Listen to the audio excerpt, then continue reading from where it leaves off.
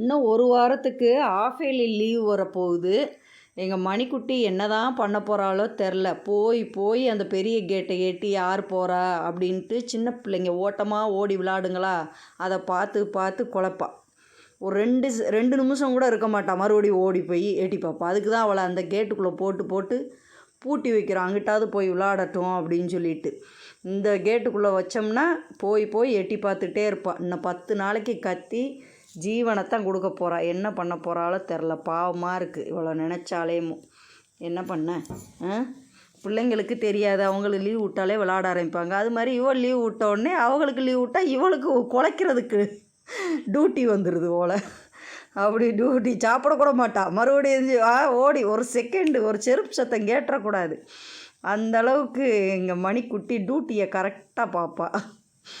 பாருங்கள், போய் போய் பார்க்குறத ஒரு நிமிஷம். மணியே வாடா.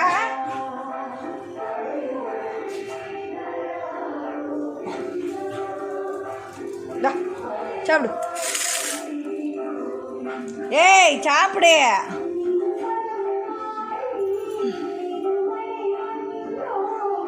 இங்க வா மணியே. ஏய் இங்க வா.